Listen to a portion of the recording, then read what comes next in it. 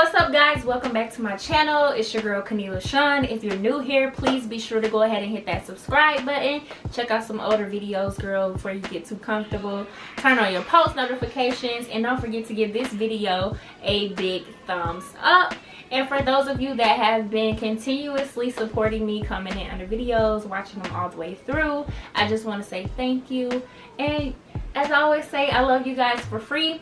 If you can see from the title of this video, today's video is going to be about things to do in the U.S. Virgin Islands. As you guys know, I stayed in St. John, but I flew into St. Thomas and also did like an activity in St. Thomas, which I think that was in part 2's video. So because my vlogs weren't very detailed with places to eat, where I stayed and things of that nature, I wanted to just give you guys a bit of a video just kind of breaking down, you know, those things or whatever. And y'all, I hope y'all can hear my grandmother because I'm trying to make a video. I made that very clear, but they're watching the Buccaneers and the Falcons game, so that could kind of be you know, noisy in the background and kind of stressful for me, in fact, because I'm trying to be successful out here in life. Okay, y'all, so I wrote a few things down in my notebook just so I can stay on topic and things of that nature, but I kind of pretty much know where I want to start off with you guys, which is like the prep in order, you know, to travel or whatever. So as you know, or if you do not know, U.S. Virgin Islands is a part of the U.S., hence the name U.S. Virgin Islands. So it does not require for you to have any type of passport. You can just fly, buy your ticket and go. You feel me? Buy your ticket and go. It's no excuse. You get that island vibe, you get to travel. No, it's not Jamaica, but it's the U.S. Virgin Islands. See what I'm saying? So it's worth the experience. I was super excited about going because I have been watching old episodes of College Hill, specifically the Virgin Island season, and it just gave me all the light that I needed. So back to prep. In order to go to the U.S. Virgin Islands, you have to have not a vaccination, thank God, for those of you that are opposed to getting one, but you do have to have a COVID test within 5 days pre-travel. And my mistake that I made was I went in and got mine done early on a Friday. I think I was supposed to be leaving on a Monday. Actually, you have to have it 3 days before travel. And I thought that I was doing something, okay, like trying to, you know, be on my bully, like out here trying to get stuff done. As it turns out, y'all, I had to go back like maybe a day or two before it was time for me to fly out, get a rapid test, and pray to God that it came back in enough time for me to travel, because when I uploaded my results onto the website, I'm skipping ahead a little bit, but when I uploaded my results onto the website, they kind of flagged me and was like, girl, no, you got your test too soon, baby girl, you gotta go back, because what if you got COVID? See what I'm saying? What if you have COVID? We can't do nothing with you here in the Virgin Islands. Follow me? That way, make it left or whatever. And look, y'all be careful out there. Holiday traffic is a bitch. You see, so I had to go back and, you know, get tested all over again, go through that pain, you know, being violated again. Things stuck up my nose again. And it was very hard. But we got through. Took our test. I will insert like over here a little clip of how you go in and upload your results onto the website, and you know what you would expect, what it would look like when they send it back, how you know you're good to go. All right, so that's that. That's a lot, right? Let me see what else. So no passport is needed. You don't have to be vaccinated, but you do have to have a negative test within 5 days post-travel, and it has to be uploaded to the U.S. Virgin Islands website. So I flew into St. Thomas. I did not stay in St. Thomas, but I flew into St. Thomas because you cannot fly into St. John. Where I stayed at is actually a much smaller island. But it's a part of the U.S. Virgin Islands. That's why it's called U.S. Virgin Islands. Plural. But my experience with flying into St. Thomas was nothing short of amazing. It was cool. Like, St. Thomas Airport is really, really small. So we flew in onto the little landing strip and literally just walked down the stairs of the plane. It was giving Bougie. It was giving Nicki Minaj. It was giving very much. Attention! This is how bad bitches leave London and go to Prague. You put the kitty to spell Prague.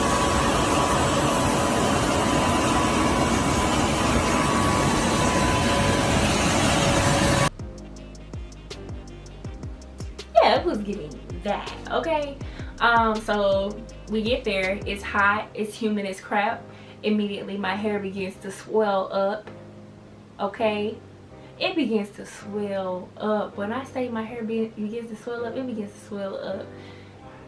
Here, to anybody going to the U.S. Virgin Islands in dead slap in the middle of the summer, y'all, please make sure that you get you some braids, girl. That sew-in is not it, unless you got some curly hair with a closure. My sisters know what I'm talking about, because, girl,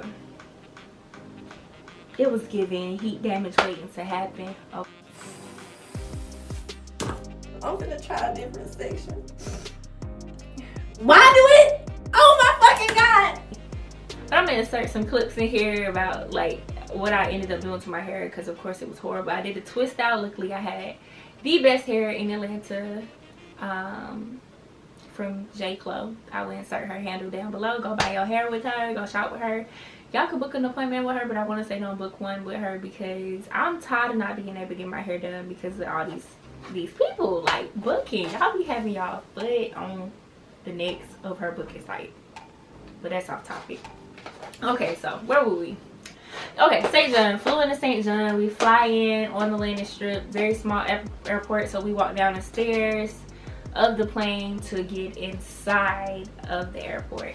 As you get off of the plane, you're gonna get in this line, and they lined you up.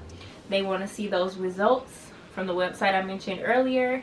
And then they also check your temperature to make sure you don't have a fever or anything of that nature. Once you're cleared from that point, you then actually make your way inside of the airport. And if I'm not mistaken, y'all, I think that you're being screened by like military personnel. They all had on like military, you know, outfits or whatever. So yeah, we go into the airport. It's lit. It's, you know, they got the island music going, and we find it's a liquor store dead slap in the middle of the airport. If they ain't had nothing else, child, they got some place where you can go get you some rum. Okay, we went in there, got us some tequila, and what I really enjoy about this particular liquor store is they have like alcohol, like freshly made drinks that come bottled up and everything, of course, for preservation, and like guava, pineapple, mango, all these different flavors. Of course it's rum, but they're really, really good mixed drinks that you can purchase that are brought in on the daily from, you know, the island. They're made freshly from the island. So we got a few of those, and we ended up getting like some San Julio. And I would say the tax and things out there, baby girl, stay tuned to the video, because if you ain't got your coins together, stay at home, honey, because it's expensive. It's expensive. I'm not even gonna lie to you. So yeah, that's that. There's a liquor store inside of the airport. The turnaround on the baggage is really, really quick. As soon as we walked in there, honestly, our luggage was already coming around on the rope, which is, you know, if you are from Atlanta, been to Atlanta, you know, Hartsfield Jackson, girl, you might have to wait a whole hour for your luggage to come around that belt. Nothing like it. It was there as soon as we walked into the airport. So after you get your luggage, you then walk out. In the U.S. Virgin Islands, you have what you call taxis. I think it's more like, I don't want to say it's like Uber. It would be like a Uber carpool, but like a big Uber carpool, because there are multiple people that get to go into one vehicle to be taken to multiple destinations around the island, specifically St. Thomas, because to get to any of the other islands you have to travel via the ferry, so you have to get there over water. Yeah, so we get there, there are taxis outside, and you go to the taxis, or sometimes they're the people that drive them, they're walking around, they ask you where you're looking to go, you give them where you were trying to go, they tell you which taxi to get into. I don't think you have to pay for your bags necessarily to be put on to the taxi, but you are paying for individual bodies.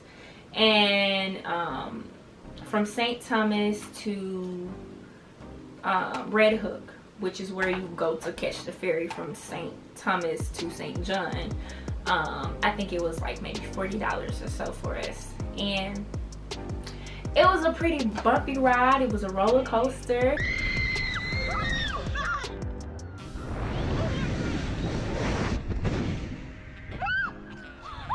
The U.S. Virgin Islands, they do drive on the left side of the road. We drive on the right here in Atlanta, Georgia. We drive on the right side of the road, so it was a bit of a difference for me. Girl, they drive crazy. Everybody cars wrecked out there, and I see why. But thank God that I'm here and I'm alive and I'm well. Amen. Lord, we thank you.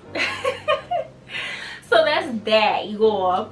Okay, so the ferry. Like I said, you catch the ferry in Red Hook, and from what I hear, guys, we didn't get to go check it out, but I'm being told that Red Hook is lit. Like, it be lit. It's giving Edgewood in Atlanta, like, lit. That's what the people say. We rode by one night and I got a chance to like look at it, but I wasn't going out there for all that. I was going out there to relax, so I didn't get to experience. But put that down as something to do, a place to go to have like good food and good music, bars and things of that nature that are pretty lit.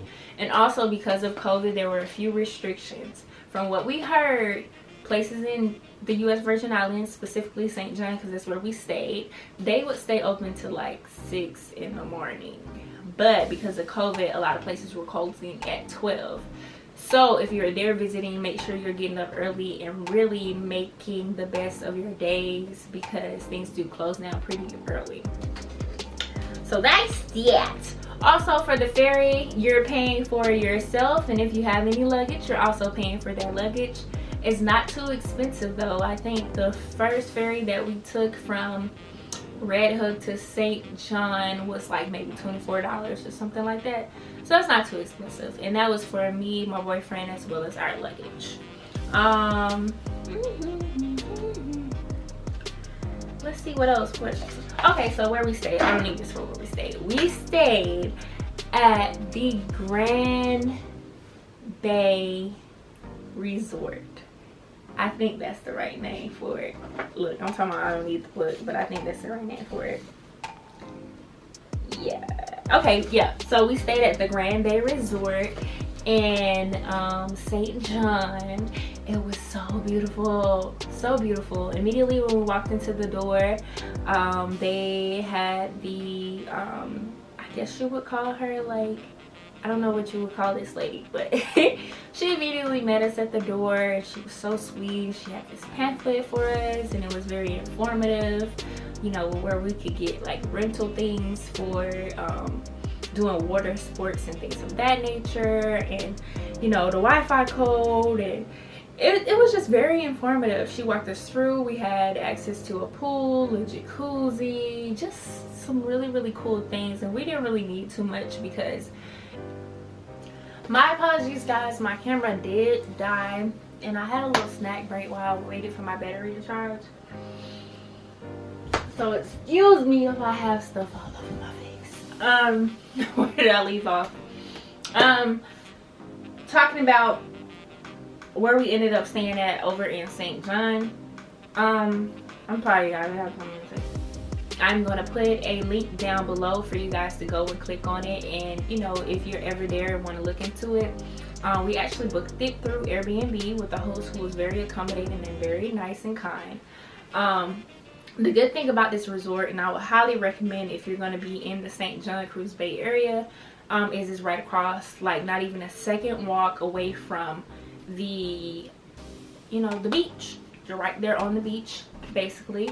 It's a 1-bedroom condo. Like I said, you have amenities. You have a gym, you have a pool, you have a jacuzzi, and there you have this big huge balcony which it comes with, you know, it's set up like a regular Airbnb. It comes with a grill if you want to grill, a beautiful, beautiful balcony view where you can see right out into the ocean.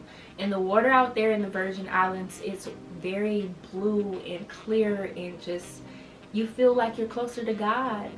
You know, every time I dipped my feet in there, I felt like I am delivered. I was getting baptized for like the second or third time in my life, you know, and it was just very spiritual. I feel renewed.